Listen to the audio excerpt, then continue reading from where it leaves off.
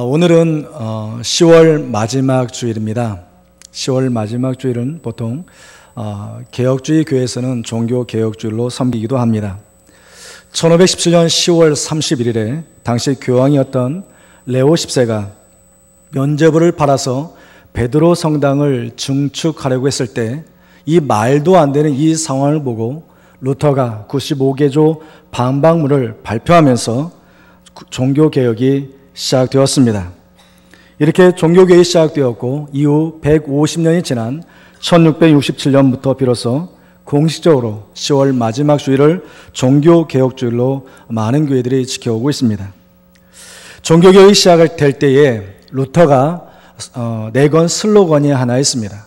그것이 로마서 1장 17절에 있는 말씀인데, 복음에는 하나님의 의가 나타나서 믿음으로 믿음에 이르게 하나니 기록된 바 오직 의인은 믿음으로 말미암아 살리람과 같으니라. 할렐루야. 믿음으로 믿음에 이르게 하나니 오직 의인은 믿음으로 말미암아 산다. 솔라 피데, 이 말씀을 슬로건으로 삼고 그런 종교개혁을 시작했습니다. 여기서 우리가 알 수 있는 믿음이라는 것은 예수 그리스도께서 하나님의 아들이 되시고 또 주님께서는 나의 구원주가 된다는 사실을 믿는 것입니다. 루터는 오직 의인은 믿음으로 말미암아 산다란 이 말씀으로 종교개혁을 시작했던 것이죠. 그런데 오직 의인은 믿음으로 말미암아 산다라고 하는 이 말씀은 이미 하나님께서 하박국 선지자를 통해서 하박국서 2장 4절 말씀에 오직 의인은 믿음으로 말미암아 살 것을 말씀한 바가 있습니다. 이후에 바울이 로마서에서 또 갈라디아서에서 오직 의인은 믿음으로 말미암아 산다고 하는 소위 이신칭의, 이신득에 있는 말씀을 얘기하고 있는 것을 보게 됩니다.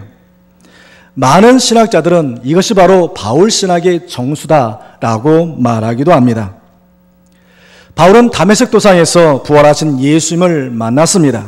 그리고 만난 후에 그는 오직 의인은 믿음으로 말미암아 산다고 하는 이 진리의 말씀을 증거하기를 시작했습니다. 이 진리의 말씀은 당시의 유대주의자들, 율법주의자들에게 반감을 사기에 너무나도 충분했습니다. 회심하기 이전에 바울도 율법주의자요 또 바리새인으로서 그 누구보다도 예수 그리스도가 하나님의 아들 되심을 증거하는 많은 사람들을 잡아 죽이는 데 앞장섰던 것이 바로 이 바울이었던 사람이었습니다. 그래서 스데반을 죽이는 그 일에도 앞장섰던 이가 사울이라 불리는 청년 바울이었던 것이죠. 당시 유대인들은 모세의 율법을 지킴으로 구원을 받는다라고 생각을 했던 것입니다. 포로 생활에서 다시 가나안 땅으로 돌아온 후에 에스라 서기관이 율법을 풀어 가르치면서 율법을 지켜야 됨을 강조했습니다. 그리고 율법을 지킴으로 비로소 구원을 받는다라고 그들은 인식하게 되었고, 이 율법을 통한 구원 또 메시아 대망 사상을 그들은 갖기 시작했던 것입니다.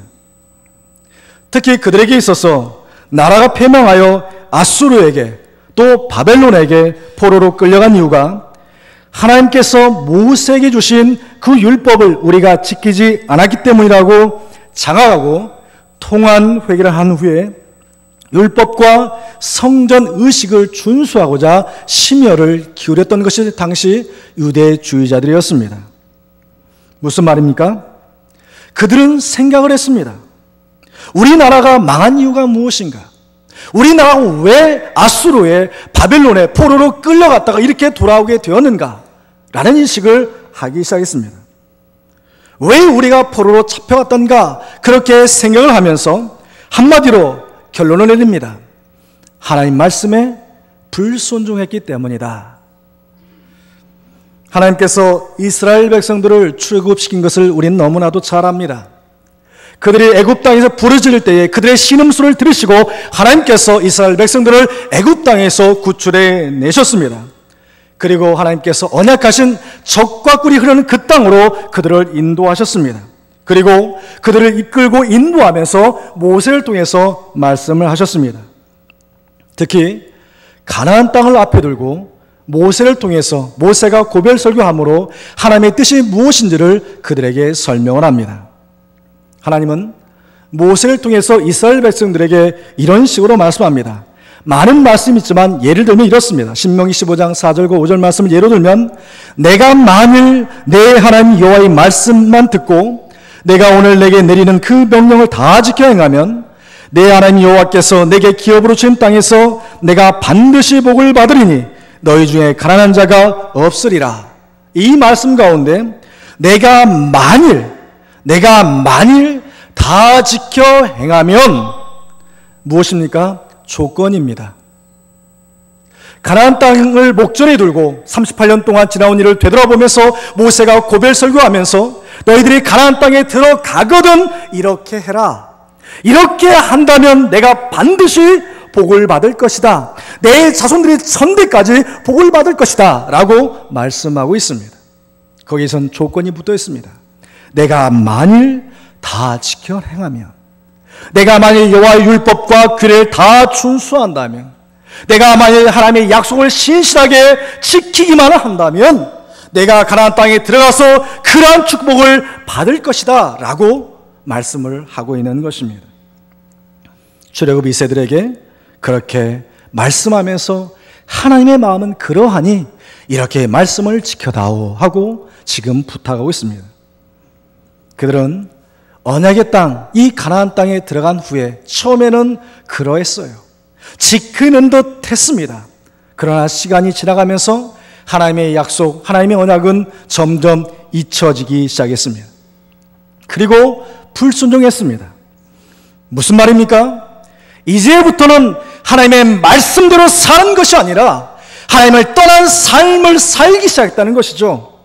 자기 마음대로 살기 시작했습니다. 자기 소견대로 살기 시작했습니다. 주님과 동행하는 삶을 살아가야 되는 것이 바로 모세의 고별 설교였고 하나님께서 그들에게 말씀하신 내용이었는데 그들은 그렇게 하지 아니하고 가나안 땅에서 시간이 지나면 지날수록 자기의 소견대로, 자기의 뜻대로 주님과 동행하지 않는 삶을 살아가기 시작했다는 것이죠. 옛날을 까맣게 잊어버렸습니다. 등 따시고 배부르면 옛것이 생각나지 않듯이 그들은 옛것을 잊어버렸습니다. 그런 그들에게 하나님은 때마다 시마다 선자를 보내서 경고합니다. 왜 그럴까요? 그들을 너무나도 사랑하셨기 때문에 그렇습니다. 그들을 사랑한 까닭에 하나님은 선자를 보내서 때마다 시마다 경고하십니다. 돌이켜라, 돌아서라. 하나님을 찾고 찾으면 만날 것이다. 그렇지 않으면 너희들 멸망당할 거야, 패망될 거야. 이런 경고를 받는데도 불구하고 그들은 마치 노아의 사위들처럼 하나님의 말씀을 농담처럼 여기는 상황이 벌어집니다. 경고를 무시했습니다. 결국 어떻게 됐습니까? 나라가 망했습니다. 그리고 포로로 잡혀갔습니다. 하지만 여전히 신실하시고 진실하신 하나님은 70년이 지난 후에 다시 그들을 그 언약의 땅으로 그들을 돌아오게 하셨습니다. 이런 상황에 있던 이스라엘 백성들이었습니다. 이런 상황을 깨달았던 이스라엘 사람들이었습니다. 유대인들이었습니다. 그 은혜를 체험한 이스라엘 백성들이 자기 나름대로, 자기 생각대로, 자기 소견대로 하나님과 하나님께 주신 그 모세 율법을 어떻게든 지켜보려고 노력했지만 시간이 지나면 지날수록 거짓과 유선이 그들의 마음 가운데 자리 잡기 시작합니다. 그들 가운데 바울도 있었습니다. 바울이 속한 바리새인들도 그들 가운데 한 무리였던 것이죠. 그들은 말씀을 깊게 연구한다고 말했지만, 그래서 메시아를 기다렸지만 빛으로 말씀으로 오신 메시아 예수 그리스도를 알아보지 못했습니다. 그래서 주님은 그들을 몇 차례나 이 바리새인들을 위선자라고 얘기하고 회칠한 무덤 같다고 책망을 하기도 했습니다. 오히려 바리새인들은 예수님께서 세리나 죄인들과 어울리는 것을, 그 모습을 보고 예수님을 비판하고 결국 대다수 바리새인들은 사제들의 회유를 받아서 예수님을 십자가에 못 박아가고 예수님의 처형을 지지하기 시작했습니다. 그랬던 사람 가운데 누구도 있었겠습니까? 바울도 있었던 것입니다. 그렇게 예수 그리스도를 믿는 사람들을 잡아 죽이는 일에 앞장섰던 바울이 다메섹에서 부활하신 주님을 만납니다. 그리고 예수 그리스도의 계시를 받습니다. 주님으로부터 계시를 받은 후에 의를 추구함에 있어서 율법과 성전 의식이 중요한 것이 아니라 이미 예수 그리스도를 통해서 율법과 성전 의식은 십자가에서 완성되었음을 이 바울은 알게 되었고, 그래서 이제는 의를 추구함에 있어서 믿음이라는 사실, 오직 의는 믿음으로 말미암아 산다고 하는 이 사실을 그는 깨닫고 복음을 증거하기 시작했던 것입니다. 히브리서 기자도 오늘 11장 믿음의 용장들, 믿음의 선진들에서 언급하기 이전에 히브리서 10장 38절 말씀에 나의 의는 믿음으로 말미암아 산다. 할렐루야. 먼저 이렇게 말씀한 후에 11장 1절 위에 믿음이 무엇인가, 믿음의 선진들이 믿음이 과연 어떠했는가를 오늘 우리에게 보여주고 있습니다. 바울은 이렇게 믿음으로 구원받는다는 사실을 증거하면서 믿음으로 주님과 동행하는 인생을 살아왔던 것이 그의 생이었습니다. 오늘을 살아가는 저와 여러분들이 가져야 되는 것이 있다면, 우리의 신앙의 슬로건이 되어야 되는 것이 있다면, 이 신득이, 이 신칭이라고 하는, 오직 이는 믿음으로 말미암아 산다고 하는 이 믿음을, 이 말씀을 가슴에 깊이 새기시기를 주님의 이름으로 축원합니다. 오늘 본문에는 이러한 믿음으로 죽음을 맛보지 않고 하나님께로 나아간 사람이 있습니다. 그 사람의 이름은 누구이겠습니까? 그 사람의 이름은 누구겠습니까? 너무나 쉽게 답을 맞춰서 제가 어찌할 바를 모르겠습니다. 에녹입니다. 에녹. 창세기 5장 21절부터 24절에 이 에녹을 이렇게 소개합니다. 에녹은 65세에 무두셀라를 낳았고, 무두셀라를 낳은 후 300년을 하나님과 동행하며 자녀를 낳았으며, 그가 365세를 향수하였더라.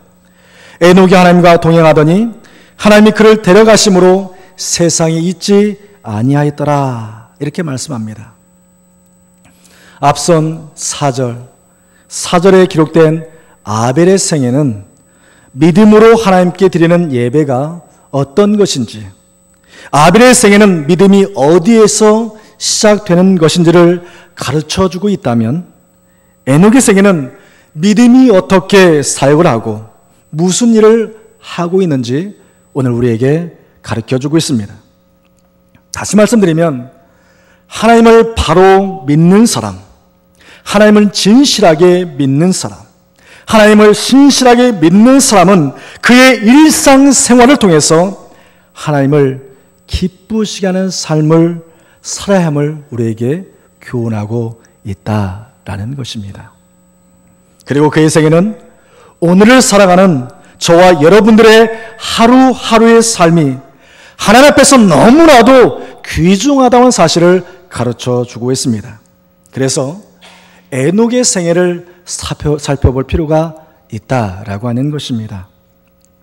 에녹이 300년 동안 하나님과 동행했다라고 하는 이 말씀은 그의 생활이 은둔의 생활이 아니었다는 것입니다. 독신의 생활도 아니었다는 것입니다. 고대 황실 좋은 집에서 손가락 까딱 하지 않고 비단을 벌며 살아온 인생이다 라고 말하지 않습니다. 에녹의 일상생활은 오늘 우리의 일상생활과 똑같습니다. 그렇죠? 아들도 낳고 딸도 낳고 자녀를 기르며 살았습니다. 에녹의 생활이 우리들과 특별한 점이 없다는 것입니다. 저의 삶이나 에녹의 삶이나 여러분의 삶이나 일상생활에 있어서는 별 차이가 없었습니다. 특별한 점이 없었습니다. 그럼에도 에녹은 요즘 말로 달라도 너무 달랐습니다. 달라도 너무 다른 그런 삶을 살고 있습니다. 왜냐하면 그는 매 순간 하나님과 동행하면서 하나님을 기쁘시게 하는 삶을 살았다라고 하는 것입니다. 이쯤에서 한 가지 한번 자문자답해 보기를 원합니다. 나는 과연 주님과 오늘도 동행하는 삶을 살고 있는가? 지금 이 순간에도, 예배를 하는 이 순간에도 나는 지금 주님과 함께 동행하고 있는가? 내 속에서 보혜사 성령께서 알게 하시고 깨닫게 하시고 있는가? 그를 전적으로 의지하는 삶을 살아가고 있는가 하는 일에 대해서 한번 자문자답해 볼 필요성이 있다라고 하는 것입니다. 그렇다면 하나님과 동행한다 라고 할 때에 이 동행이란 말의 참뜻은 무엇이겠습니까? 하나님과 동행한다는 말은 하나님께 굴복된 생애를 의미합니다. 하나님이 내 삶을 지배하시고 조종하시는 생애를 말한다는 것이죠. 내 인생의 왕좌에 내가 앉아있는 것이 아니라 누가 앉아 계십니까? 예수 그리스도가 앉아있는 생애를 말하고 있습니다. 그래서 하나님을 위해서 사는 생애입니다. 자기 뜻대로 사는 것이 아니라 하나님 뜻에 일치하며 사는 그러한 생애를 말한다는 것이죠. 그래서 동행이란 말의 뜻이 그 깊이가 매우 뜻깊습니다. 이 말을 히브리어로 이렇게 해석하면 뭐뭐에 속하다, 변치 않고 따라가다, 항상 행동을 같이 한다라는 말인데 우리 성경으로 번역할 때는 간단하게 동행한다라고 표현을 하고 있습니다. 이처럼 에녹은 누구의 강요나 지시 없이 그 스스로가 충실하게 하나님을 따라 걸어가는 삶을 살았기 때문에 우리와 별 차이 없어도 그런 특별하게 우리와 다른 삶을 살았던 것입니다.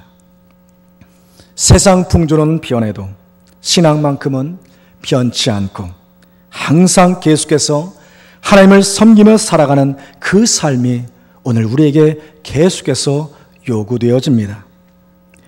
에녹은 하나님께서 매우 신중하게 따라갔고 충성심을 가지고 하나님이 바라는 대로 행동을 하면서 하나님과 행동을 같이 하며 살았던 인물이었습니다.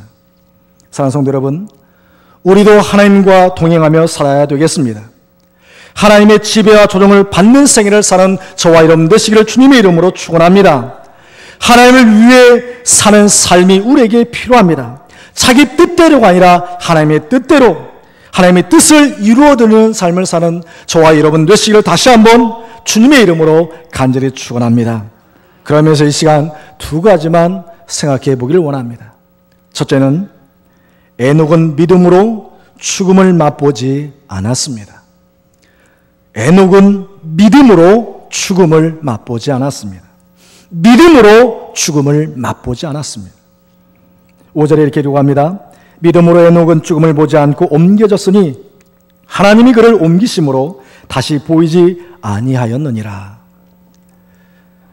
창세기 5장에 보면 여러 사람들의 생애가 아주 간단하게 기록되어 있는 것을 보게 됩니다. 예를 들면 창세기 5장 4절 이후에 보면 아담은 셋을 낳은 후 800년을 지나며 자녀를 낳았으며 그는 930세를 살고 죽었더라. 그래 이 패턴이 말이죠. 이런 식으로 누구가 몇 세를 살고 죽었더라. 누가 몇 세를 살고 죽었더라.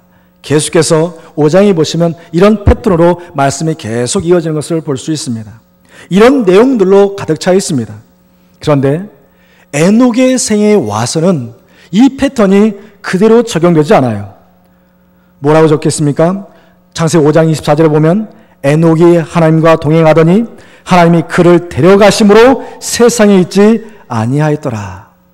하나님께서 그를 데려가심으로 그가 세상에 있지 않았다라고 얘기합니다. 에녹은 다른 사람들처럼 육체의 죽음을 경험하지 않았습니다. 이 사실을 오늘 히브리 기자는 더 정확하게 분명하게 얘기를 하고 있습니다. 본문의 기자가 더욱 분명히 말씀하기를 믿음으로 에녹은 무엇을 보지 않고요? 죽음을 보지 않고 옮겨졌다라고 밝히고 있습니다. 에녹이 죽음을 맛보지 않고 옮겨졌던 것은 믿음의 열매였습니다. 여기서 우리는 믿음이 죄의 싹신 사망을 정복한다는 사실을 확인할 수 있습니다. 할렐루야. 죄의 싹은 뭡니까? 사망입니다. 죄의 값은 사망입니다. 그러나 오늘 말씀을 보면 믿음이 그러한 죄의 싹인 사망을 이기고 승리하는 것을 볼 수 있다라고 하는 것이죠. 그래서 우리에게 갖는 믿음이 너무나도 중요합니다. 무슨 말씀입니까? 사망을 이기신 예수 그리스도를 믿는 그 믿음이 사망을 정복하게 하고 승리하게 하는 것을 오늘 에녹의 생애를 통해서 오늘 우리에게 그대로 보여주고 있는 것입니다. 에녹은 죽음을 맛보지 않고 살아있는 몸으로 하나님 나라에 옮겨졌습니다. 우린 여기서 한 가지 주목해 보아야 될 대목이 있습니다. 그것은 하나님의 나라로 옮겨진 그 일이 에녹의 자력인가, 에녹의 스스로의 힘인가, 아니면 하나님의 특별한 능력인가 하는 문제에 대해서 한번 생각해 볼 필요성이 있습니다. 본문 히브리서 11장 5절에 보면 옮기다는 말이 세 번이나 반복됩니다.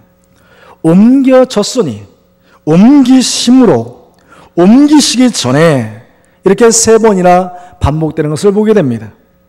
이 말씀 속에서 에녹이 하나님의 나라로 옮겨진 것은 에녹 스스로의 능력이나 재주가 있었던 까닭이 아니라 하나님께서 그를 하나님의 나라로 옮겼다는 사실을 확인할 수 있습니다.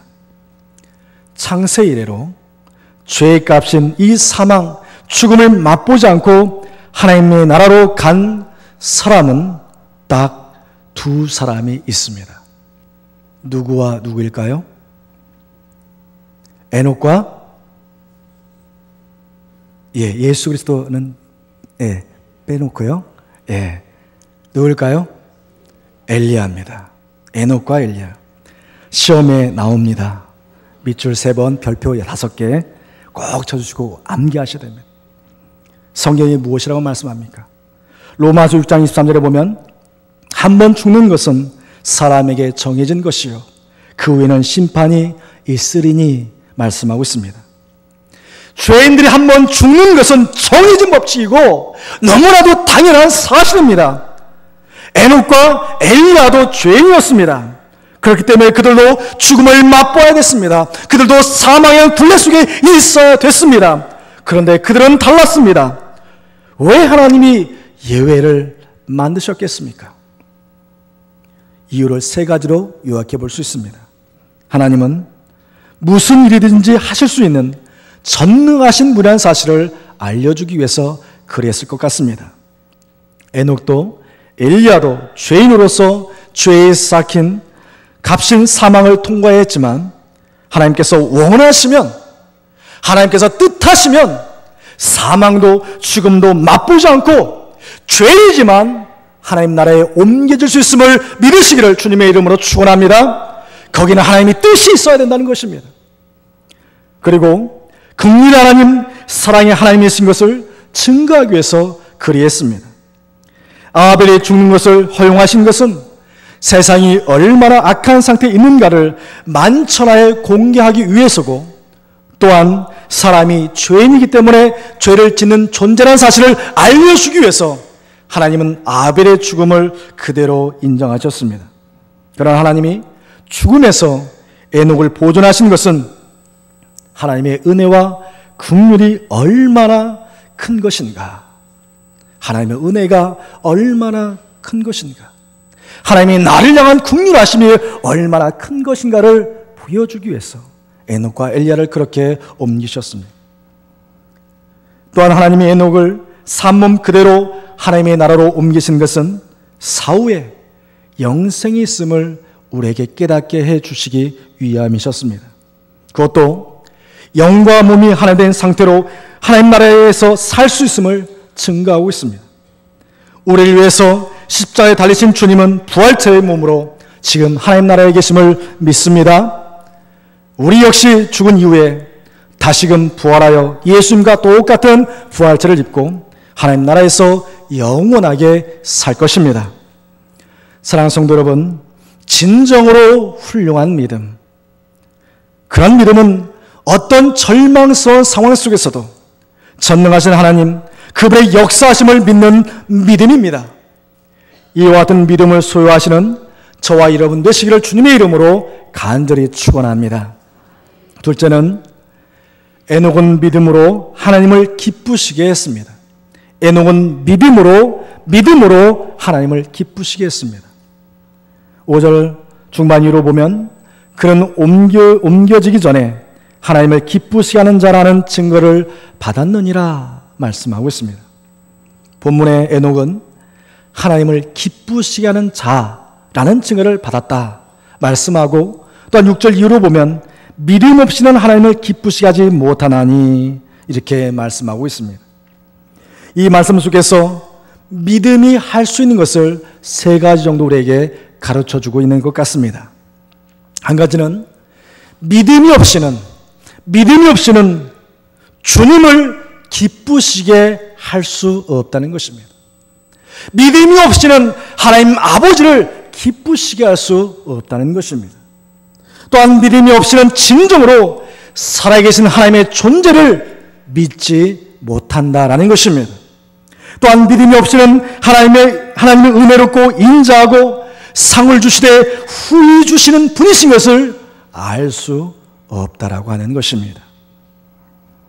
사랑하는 성도 여러분, 내가 영생을 소유했다라고 믿는 믿음과 영생을 소유한 사람처럼 사는 것은 그 차원이 이미 다른 것입니다.